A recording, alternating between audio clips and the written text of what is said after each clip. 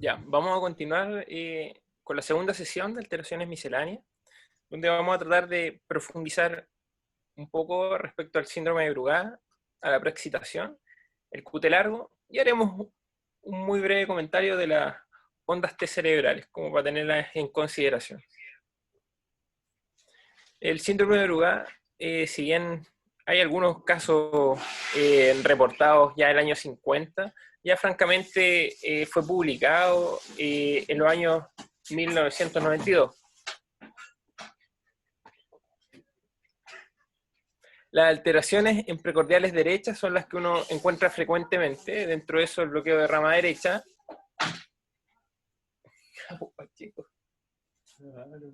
y elevación del segmento ST en derivada derecha, principalmente B1, B2, B3. ¿Cuál es el problema del síndrome de Brugada? Es que conlleva un riesgo de arritmias ventriculares y de muerte súbita. Y si bien han sido descritos 3 patrones electrocardiográficos, fundamentalmente 2 son los que son considerados en la actualidad, dado que el tercero cumple condiciones similares en morfología al primero y el segundo, pero tiene menos elevación del segmento ST. Pero por otro lado, hay que tener presente que solamente el patrón tipo 1, que es el que vamos a ver a continuación, es el que se considera diagnóstico para esta patología. Del Brugada tipo 1 tenemos una elevación del segmento ST que se considera mayor o igual a 2 milímetros en más de una derivada de las precordiales derechas, B1 a B3, que se asocia a una onda T negativa y por lo tanto tiene una imagen generalmente con una R', característicamente descrito como la aleta de tiburón. Puede aparecer de forma espontánea o inducida y como les comenté previamente es un patrón diagnóstico. Mientras que el Brugada tipo 2 inicialmente fue descrito también con una elevación del segmento ST en la mayoría de los casos mayor o igual a 2 milímetros, ha sido publicado en nuevas revistas, principalmente en el JACC, que se ha reducido un poco este límite a 0.5 milímetros, también de aspecto convexo, con una R' que puede no sobreponerse a punto J, en la imagen va a quedar más claro, donde hay un descenso lento del ST, una onda T positiva, y vamos a tener dos características que son bastante singulares de este cuadro, que es el ángulo beta mayor a 58 grados y la base del triángulo mayor a 4 milímetros. Lo vamos a explicar con una imagen para que quede más claro. Mientras que el tipo 3 cumpliría morfología o del tipo 1 o del tipo 2, o sea, el tipo 1, como lo más característico clásico descrito, es como la aleta de tiburón, con este supradesnivel convexo, esta onda R', y con esta onda T negativa, mayor o igual a 2 milímetros, que se extiende de 1 a B3, puede comprometer solamente dos derivadas, mientras que el tipo 2 es la imagen característica como en silla de montar, que también es este supradesnivel de imagen convexa con esta onda T positiva. Mientras que el tipo 3 no alcanza a tener el criterio morfológico, o sea, puede cumplir criterios morfológicos tanto de tipo 1 o tipo 2, pero que antiguamente se describía que no alcanzaba los 2 milímetros de altura. Esa era como la gran diferencia. De estos 3 patrones, pueden ser vistos en síndromes de Brugada, incluso en un mismo paciente pueden variar, presentar uno u otro patrón, o incluso pueden variar a la normalidad en el electrocardiograma, y por lo mismo es necesario en algunas ocasiones usar métodos diagnósticos como bloqueadores de canales de sodio, como la agmalina o la flecainida. Sin embargo, como les comenté inicialmente, el tipo 1 va a ser el único que vamos a considerar diagnóstico. Aquí tenemos a lo que nos referíamos inicialmente en relación al ángulo beta, que es fundamentalmente en relación a la R', el ángulo que se forma entre el ángulo entre la R' y la rama ascendente previamente. Este ángulo, si es mayor o igual a 58, se ha escrito que es bastante categórico también del diagnóstico de un patrón tipo 2, al igual que si trazáramos desde la R', trazáramos una línea vertical y trazáramos a su vez otra línea en relación a la R', formaríamos un triángulo, y si la base de este triángulo es mayor o igual a 4 milímetros, también apoyaría bastante el diagnóstico de un tipo 2. Sin embargo, es más que nada para tener en consideración, ya que el tipo 2 no nos hace el diagnóstico de un síndrome de Brugada.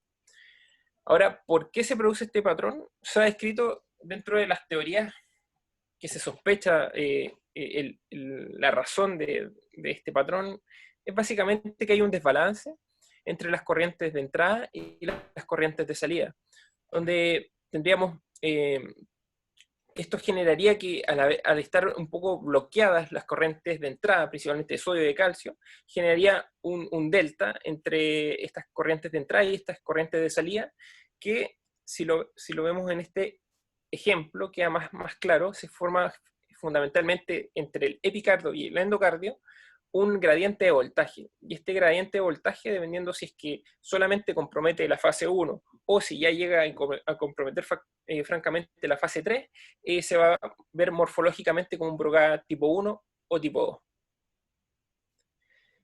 El riesgo rítmico, por un lado hay que tener en consideración que la onda P o el segmento PR, el QRS pueden estar prolongados y el QT generalmente es normal.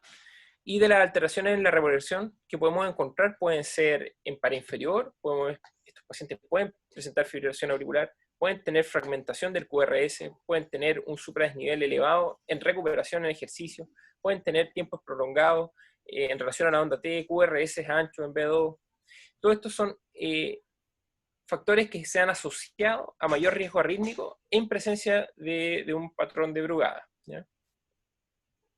Y hay que tener en consideración que una vez que uno vemos este patrón o electrocardiográfico sugerente a un síndrome de Brugada, por supuesto que hay diagnósticos diferenciales, donde el más frecuente que vamos a tener que tener presente en relación al bloqueo, pero como comenté previamente, hay uno, si se fija y los tiene presentes o anotado en alguna parte, es muy fácil de diferenciar morfológicamente y con los criterios de tamaño estos supradesnivel convexo que se pueden ver en las debilidades precordiales derechas.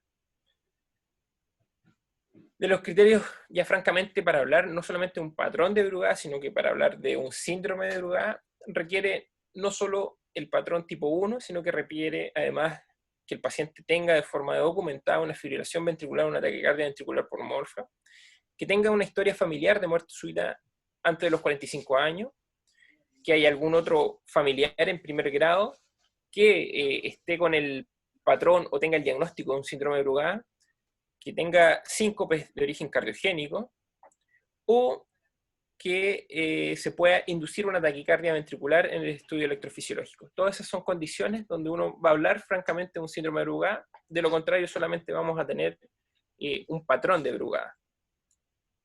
Ahora, por ejemplo, este es un caso donde podríamos tener un patrón de Brugada tipo 2 que uno quiere desenmascarar y ver por si en realidad es un tipo 1 para hacer el diagnóstico. En este caso se le administró flecainida 100 miligramos endovenoso y posteriormente este patrón varió del silla de montar a la aleta de tiburón, que es patrón tipo 1, y ya que forma francamente un diagnóstico, obviamente en el contexto clínico probablemente del paciente, si es que había tenido algún síncope y querían llegar finalmente al diagnóstico.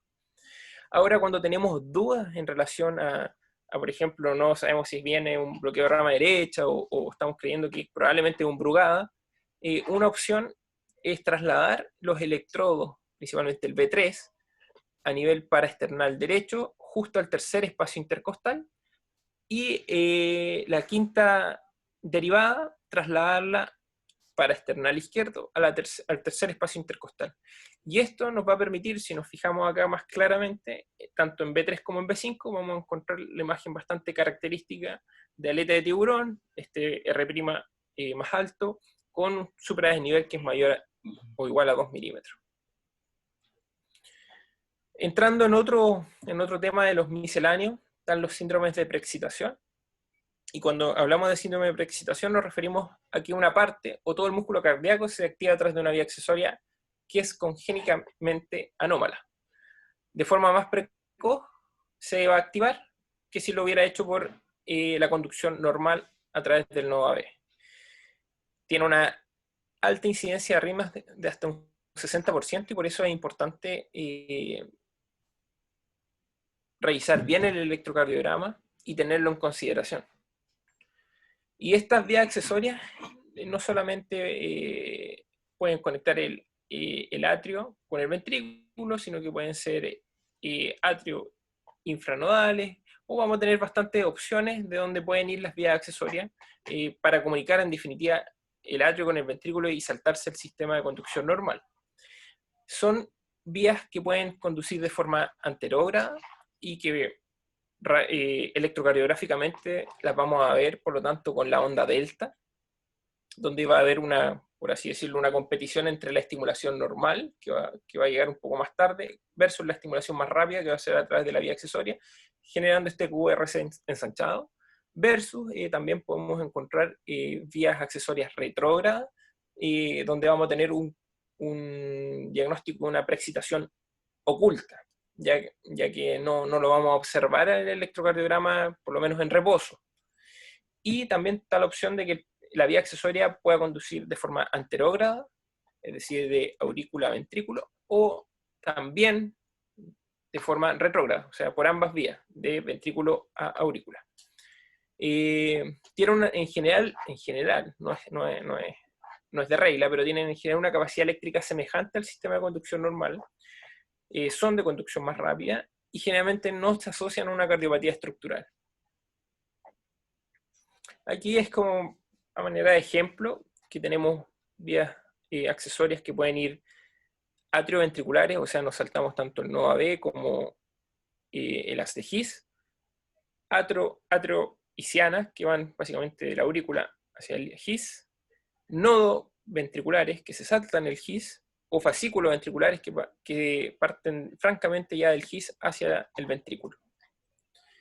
Y de hecho, en ese contexto, si ustedes lo revisan en la literatura o por internet, pueden encontrar que estas vías accesorias, más que nada para tener en consideración que tienen nombres propios, pero lo importante yo creo que es lo anterior, es saber que existen distintas vías accesorias y que pueden comunicar distintas estructuras, y que lo que estamos haciendo es saltarnos la vía de conducción normal. Más que saber cuál es la fibra de Mannheim o de Kent, lo importante yo creo que es saber que pueden comunicar de forma anómala y de forma congénita la aurícula con el ventrículo. Ahora la taquicardia, de lo que uno más recuerda, yo creo, en pregrado, es el muy nombrado síndrome, o en algunos casos patrón de Wolff-Parkinson-White.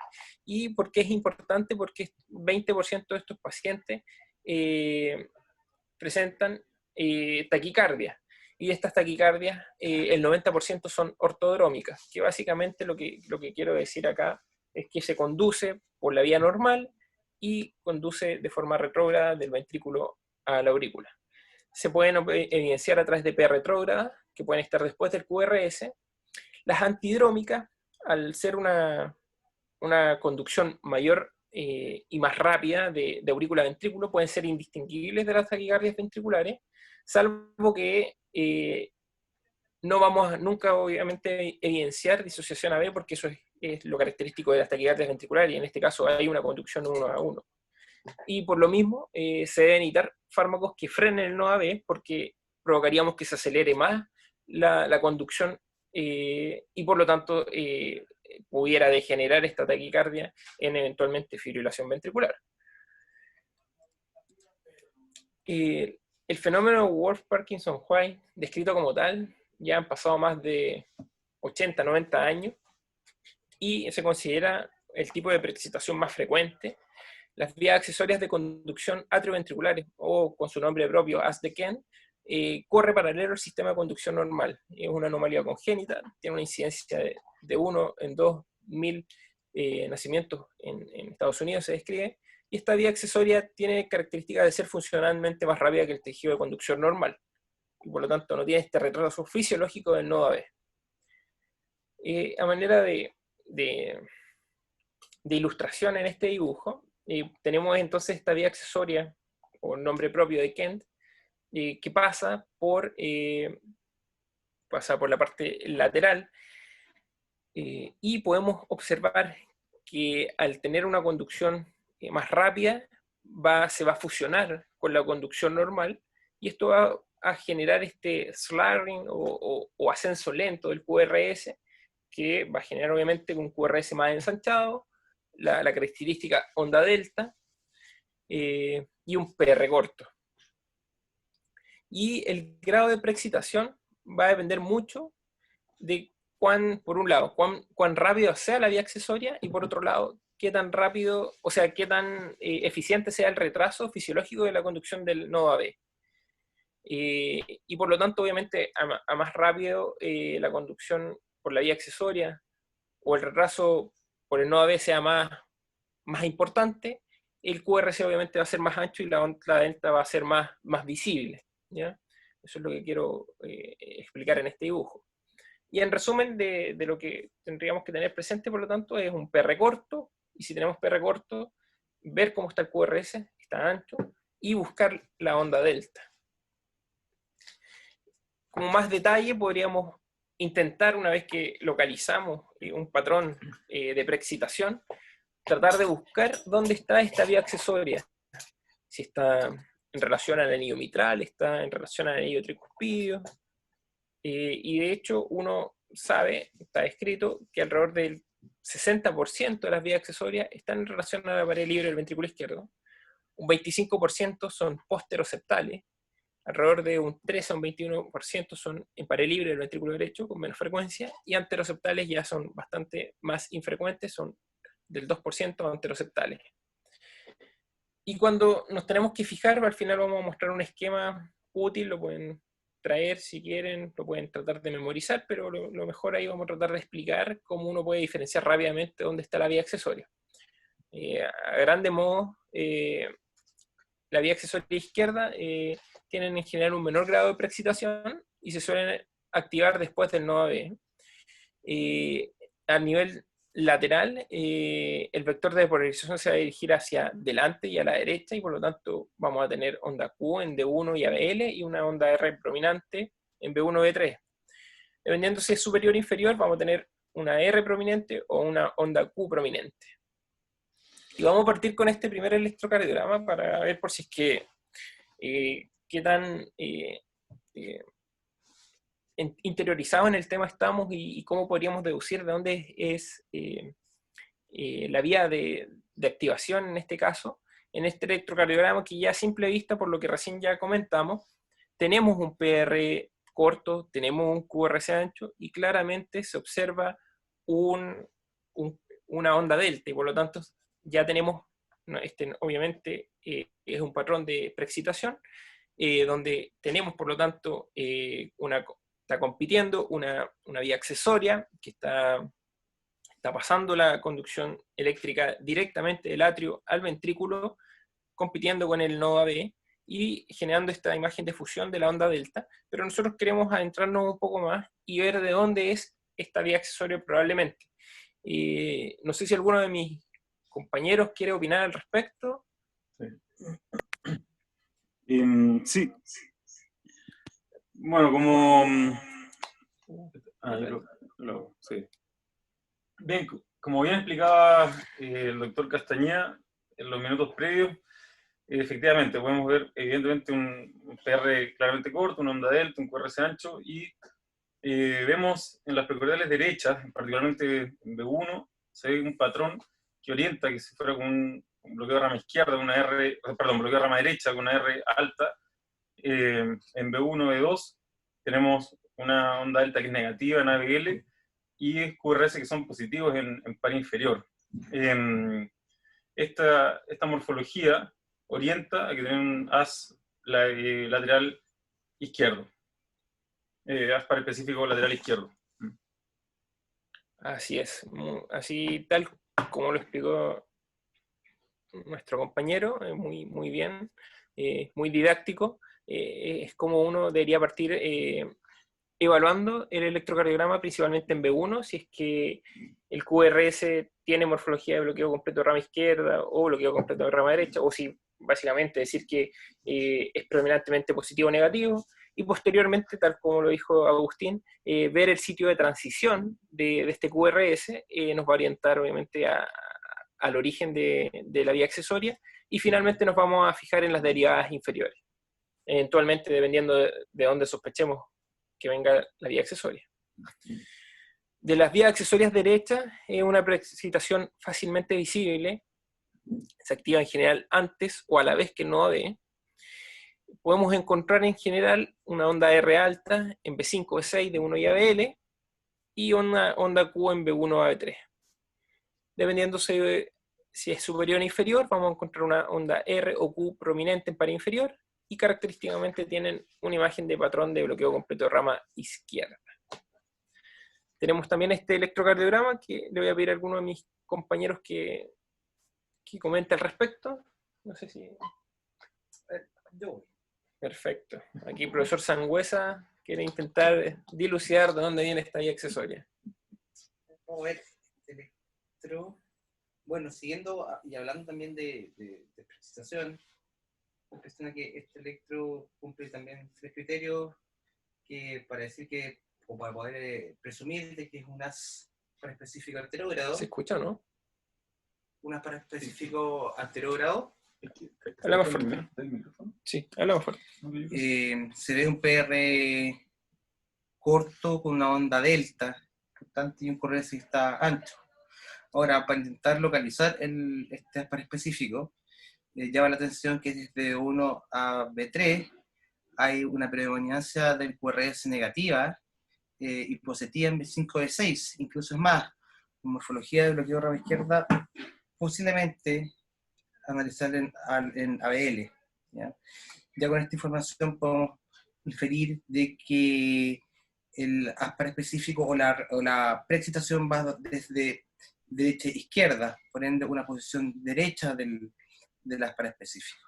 Ahora, analizando las derivadas y la posición en relación al plano vertical, por así decirlo, existe positividad desde de 1 y en ABL, de la onda delta, que es bien marcada. ¿Ya? Así que, y con un eje que, si no me equivoco, está entre los 30 grados positivos aproximadamente. ¿Ya? Es posible que esto venga de una estructura que está bastante, entre comillas, a la derecha. Yo no sé si es posible decir que esto puede ir, y también pensando en la frecuencia de la pared libre del ventrículo derecho. Efectivamente es una de las principales hipótesis diagnósticas que deberíamos tener en este electrocardiograma. De las vías accesorias septales, el vector se dirige fundamentalmente hacia atrás y a la izquierda, con una R prominente en D1 y ABL, y en B2 a B6. En general, si es posterior, izquierdo, deberíamos tener una R prominente en B1. Dependiendo si su origen es superior o inferior, vamos a tener, al igual que las descripciones previas, R o Q prominente en par inferior, y podríamos encontrar una media onda a nivel medio, si podríamos tener una onda delta positiva en D2 y negativa en D3 y AF si viniera del segmento medio ventricular. Este otro electrocardiograma que también podemos evidenciar esta onda delta con este PR corto, me gustaría que quizás Juan Francisco o profesor Pacheco se refirieran al respecto. ¿Qué les parece este electrocardiograma? Bueno, yo puedo describirlo. Un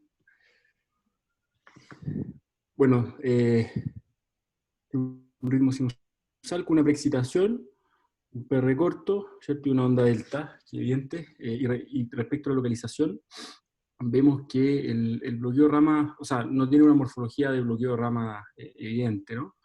Y hay una transición que no es ni, para estos efectos no es ni precoz ni tardía, sino que está más bien a la altura de B2, lo que nos hace pensar que esto viene del septum, probablemente. ¿Ya? Perfecto. Por otro lado, si lo vemos en el plano lateral, esto es positivo en D1 y ABL, el lado izquierdo, así que probablemente esto es septal derecho, y es predominantemente positivo en pared inferior, ¿cierto? D2 y ABF son positivos, mientras que D3 es en negativo. Y la mayoría de las precordiales son, la R predomina por sobre la S. Así que yo pensaría que esto viene del septum, un poco de derecha a izquierda, un poco de arriba a abajo, y de atrás hacia adelante, es decir, septal posterior derecho. Muy bien, excelente. A manera de resumen, sí, una forma más, quizás no tan sencilla, pero que quizás lo pueden aplicar si les cuesta ver de repente o recordar que primero deberíamos ver siempre B1, para ver por si tiene una R alta o una S profunda. Segundo, para ver primero por si es una izquierdo o derecho, o por lo menos para orientarnos. Segundo, deberíamos siempre ver el lugar de transición para ver por si es septal o eventualmente lateral, y posteriormente deberíamos apoyarnos con la pared lateral. Ahora, si lo quisiéramos esquematizar, deberíamos primero revisar dónde está la onda delta isoeléctrica, o francamente una Q. Si esta estuviera presente en D1, BL o B6, si esta respuesta es positiva, deberíamos fijarnos luego en la RS en B1 o B2, y si el QRS es mayor a 100 milisegundos. De estar positiva esta respuesta, estaríamos ante un haz anteroseptal derecho. De lo contrario, podría ser un haz lateral izquierdo. Si no tuviéramos una onda Q o una onda delta isoeléctrica en D1, ABL o B6, deberíamos fijarnos posteriormente si es que esta isoeléctrica o Q está presente en pared inferior, por lo menos en 2 de 3. Si estuviera presente en 2 de 3, deberíamos fijarnos si hay un RS prominente en relación a la R, o francamente bastante isoeléctrico del RS. Y en este caso, si es que estuviera esto presente, podríamos hablar de un posteroseptal, de lo contrario, un lateral derecho. Si no encontráramos un Q o una onda delta isoeléctrica en más de 2 derivadas inferiores, deberíamos fijarnos nuevamente en B1-B2, donde si hay una RS predominantemente S, con un QRS mayor a 100 milisegundos. Si fuera esto positivo, deberíamos fijarnos en el eje del QRS, y si este fuera mayor a 30 grados, podríamos hablar nuevamente de un eje, o sea, de un haz anteroseptal derecho. De lo contrario, podríamos encontrar un haz lateral derecho. Y finalmente, si es que esto no se cumple, deberíamos fijarnos nuevamente en B1-B2, entendiendo si, aplicando esta mismo orden, podríamos llegar, o que no tenemos francamente una determinación de dónde se origina este haz, o si es que francamente es un haz lateral izquierdo. Yo creo que este algoritmo, si bien trata de simplificar la situación, yo creo que lo preferible es tratar de entender cómo uno debería enfocarse a tratar de ver de dónde proviene la vía accesoria, y la mejor forma es como lo describieron mis compañeros, que es fijándonos primero en B1, fijarnos en el sitio de transición, y posteriormente fijarnos en pared lateral, y eventualmente, dependiendo de dónde venga el haz, también podríamos tener alguna utilidad para inferior.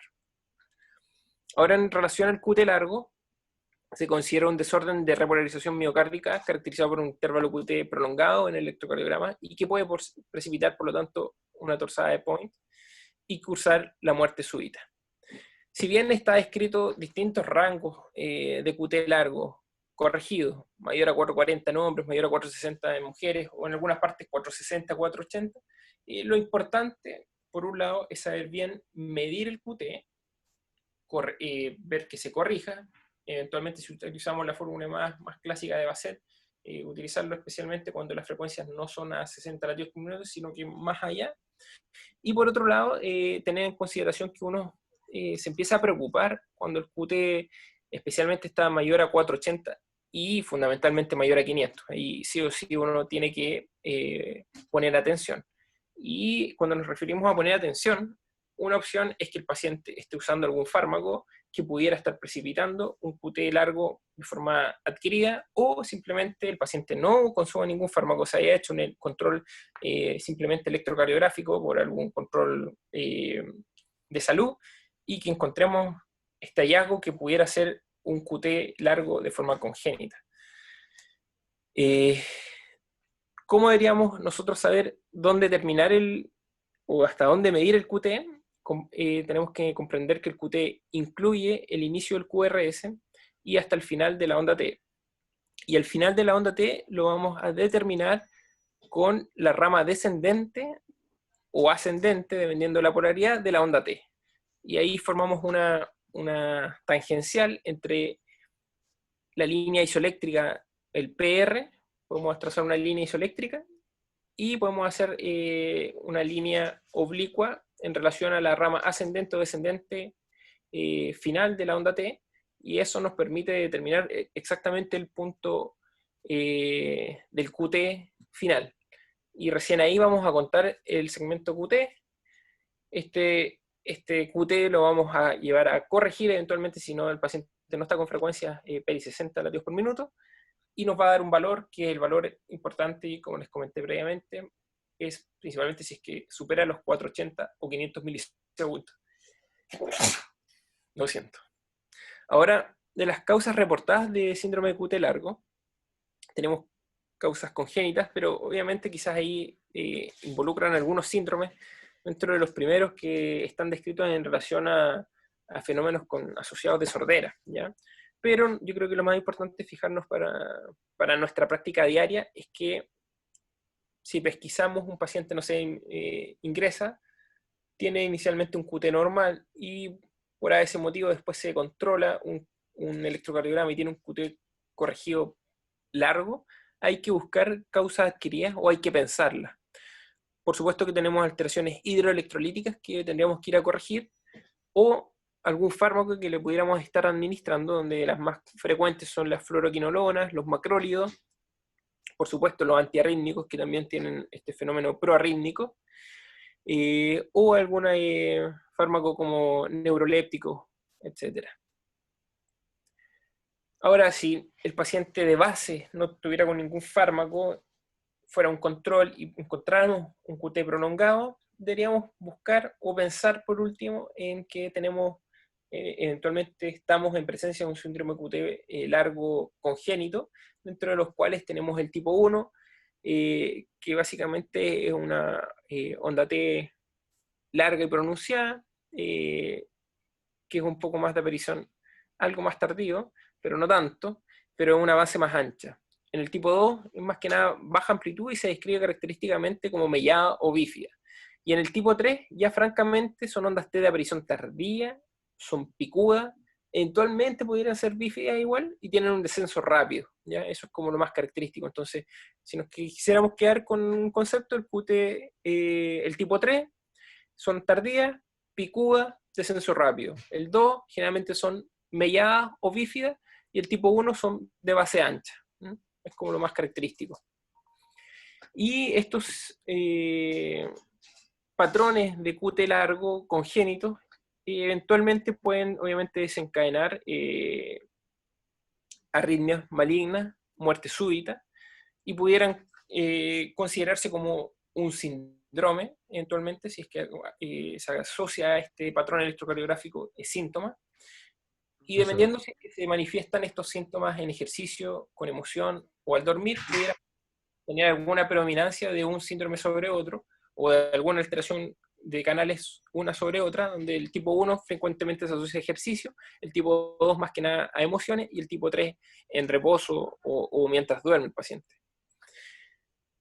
Y quisiera finalizar esta presentación con las ondas T cerebrales. Me pareció súper interesante, ahora publicado en el JACC en el 2018. Hicieron un estudio, fue un estudio retrospectivo de más de 800 pacientes que tenían descripciones de ondas T cerebrales que ellas las definieron como ondas T profundas, simétricas y transitorias en el contexto de stroke. Todos sabemos que se han descrito un stroke isquémico o hemorrágico. En ese estudio fueron fundamentalmente isquémicos, pero la definición más categórica de ellos fue que midieran más de 5 milímetros de profundidad estas ondas TE y que fueran o comprometieran más de 4 derivadas contiguas, ¿ya? Y si bien es un hallazgo inusual, cuando lo encontramos, ellos vieron en esta revisión que frecuentemente se asocia, si bien hay varias teorías al respecto y tiene que ver como con el sistema nervioso autónomo, han visto que se asocia de forma frecuente, especialmente en stroke isquémico agudo, a disfunción ventricular. Y por lo tanto ellos sugieren que deberíamos hacer una evaluación de la función ventricular ante estos hallazgos. Este es el mismo paciente que, si bien inicialmente tenía balonamiento apical como un tacopsudo, 6 meses después el ecocardiograma se normaliza y el electrocardiograma se normaliza de forma tan precoz como 8 días, de hecho está descrito en este caso.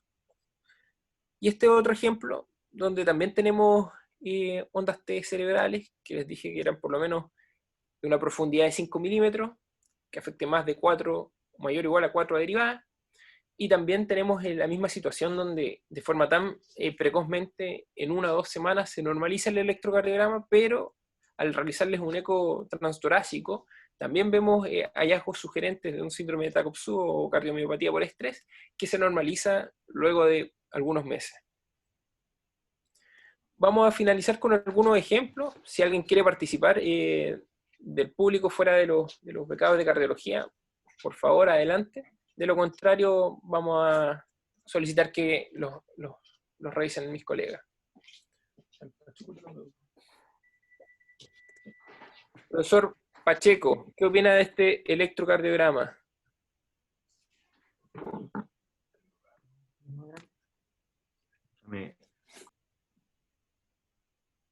Déjame ver.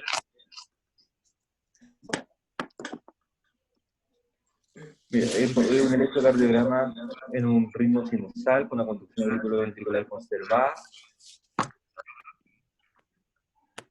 Destaca una morfología de elevación del ST en B1 y B2 que pareciese en un patrón de silla de montar, más una asociación con un bloqueo de rama derecha con un QRS que está en 120 milisegundos. Pareciese ser un patrón de Brugada tipo 2. Excelente, profesor Pacheco. Tal cual. Acá tenemos otro ejemplo electrocardiográfico. Agustín, por favor. Sí, bueno, tenemos acá un electrocardiograma en ritmo sinusal. Vemos que el PR está algo límite, alrededor de 200, 220 milisegundos. Un QRS que se ve presión algo ensanchado. Tiene un patrón de morfología tipo bloqueo de rama derecha. Y en B1 y B2 vemos característicamente una elevación del ST y unas T negativas, que si bien la elevación del ST es mayor de 2 milímetros, desciende rápidamente. Esta T negativa con una morfología tipo aleta de tiburón, compatible con un síndrome de Brugada, o un patrón de Brugada, mejor dicho, tipo 1. Perfecto, tal cual. Muy bien, profesor Yoya. Ya que vamos por orden, parece, no sé si alguien del público quiere opinar o si no, le entregamos la palabra al profesor Sangüesa.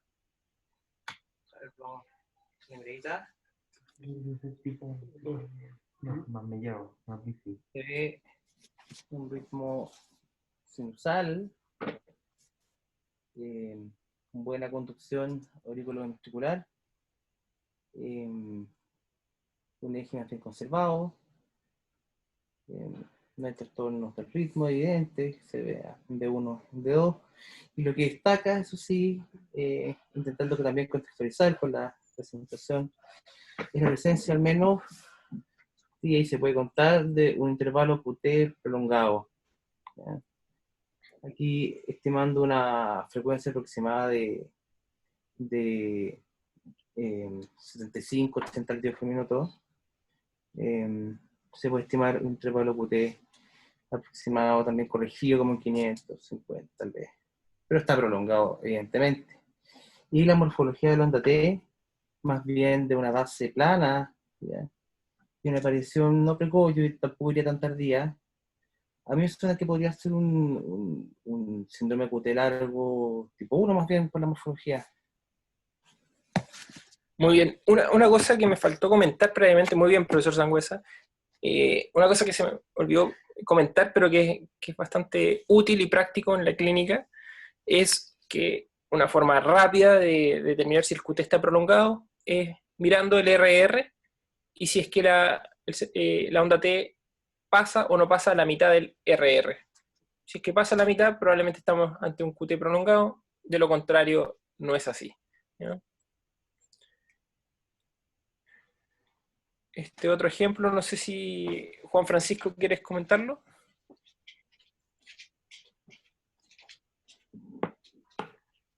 Ritmo sinusal con un QT prolongado, con una T alta, delgada, picúa, descenso rápido, así un QT largo tipo 3.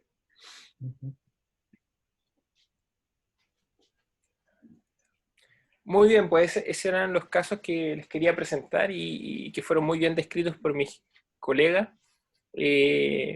No sé si Alejandro todavía está conectado o Juan Francisco, ¿tú quieres finalizar el programa por el día de hoy? El doctor Paredes tuvo que ir a chequear un marcapaso, pero en su nombre les damos las gracias a todos y nos vemos la próxima semana para la última sesión de ejercicios. Para que se metan todos los que puedan, va a estar muy buena porque vamos a revisar, va a ser un repaso general de todo el curso. Eso, que esté muy bien.